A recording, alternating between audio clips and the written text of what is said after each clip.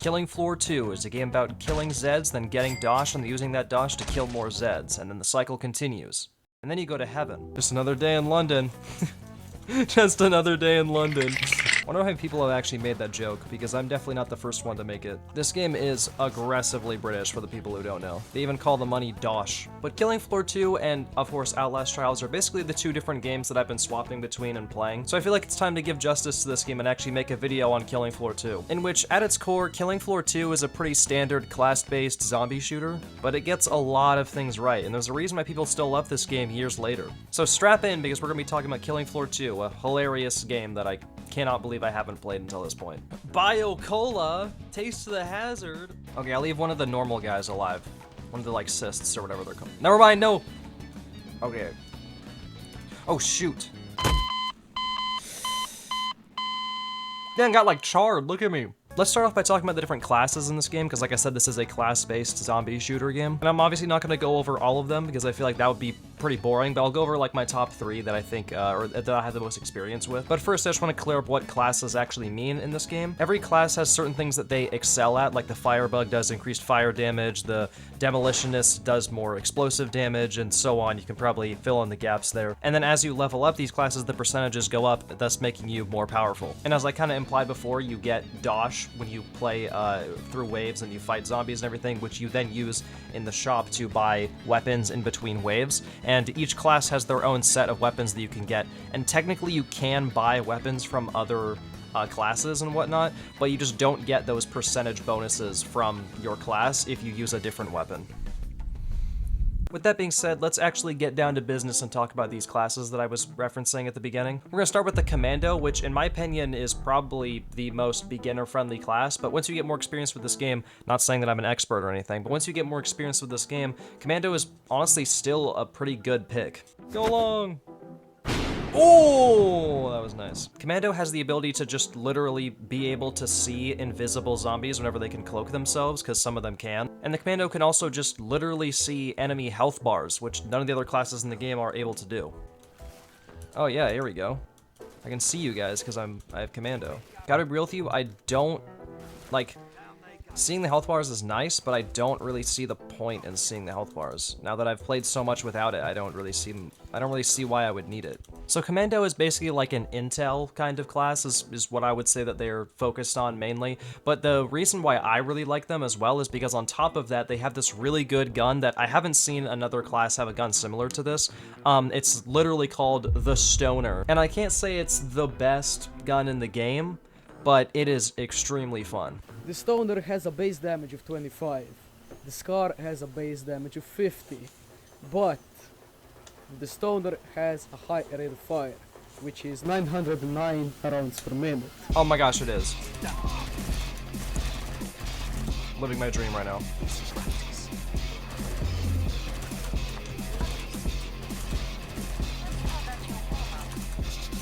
This is so fun. Sorry, Scrag. Oh, I ran out of ammo. No. It has a ton of ammo. Okay, now that looks like a job for a grenade. Oh! But let's go ahead and move on to the next class that we're going to talk about, which, in doing research on this game, I've learned that a lot of people actually consider this to be the best class in this game.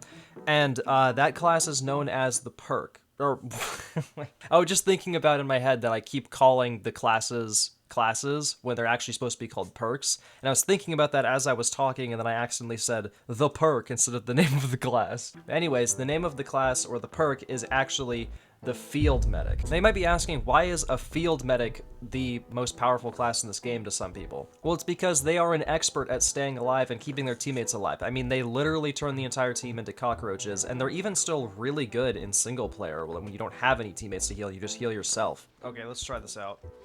Bang, bang, bang. Bang, bang. Bang, bang. Oh, that's the missile variant. Bang. Oh, you see the little blood above his head? It means he's bleeding. Wild. Yes. Dang! That was the wrong time to grab me right as I was shooting at someone else. I kind of just... Oh. Alright, well, bye. And their grenade, in which every class in this game has their own specific grenade. The Field Medic's grenade is a, like, poison bomb that heals teammates and yourself when you stand in it, and poisons zombies when they stand in it. Boom. And they all get poisoned. That's so cool looking. It also works on the other side of doors, which I never explained this, but in this game you can weld doors together with your welding tool, and zombies have to break it down, and it takes a lot of hits and whatnot, but the poison gas works from the other side of the door. I know there's someone behind me, but I don't care. Yeah, they're all dying. Wait, it's not done. Stop! Oh my gosh, they're so irritating.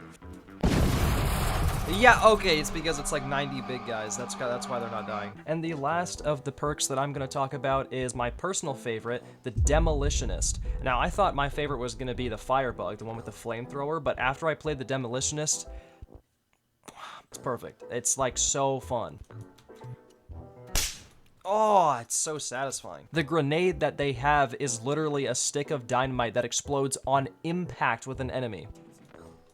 Oh, shoot! You are my sunshine. Okay. Might be a little bit more difficult. And if you're playing the Demolitionist and you're not having fun, just shut up and buy the Kaboom stick already. Okay, now that's a Scrake. Oh, great. Oh my gosh, there's 5 of them I just killed. Okay, boom!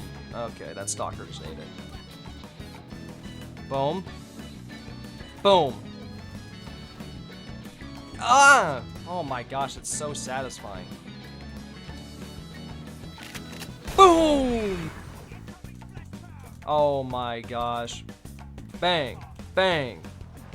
No, it's this wave. But there's 6 of them. I missed. Sorry.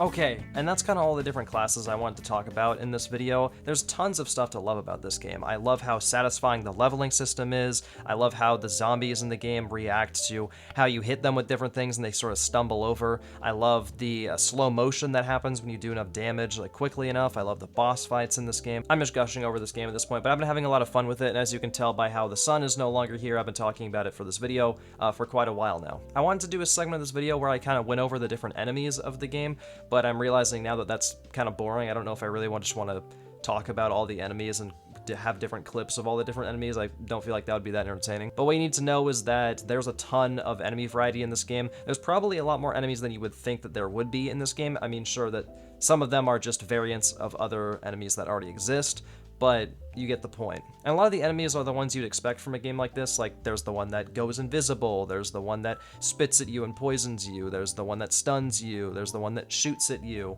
you know, that sort of thing.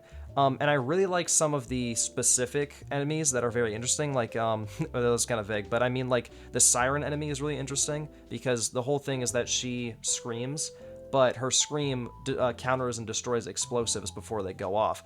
So your grenades and stuff like that. I think that that's really interesting, and the enemy design is just really good in this game. There's also some enemies that only come up on higher difficulties, like the elite versions, and also the Rioter. I can jump too.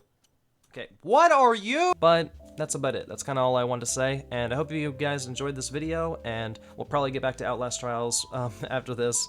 I know I say that after every time that I make a video on something else other than Outlast Trials, but we'll probably get back to that. Season 6 is going to come out, I think, next month, so that's going to be really cool, and goodbye. Check out the second channel. Bye.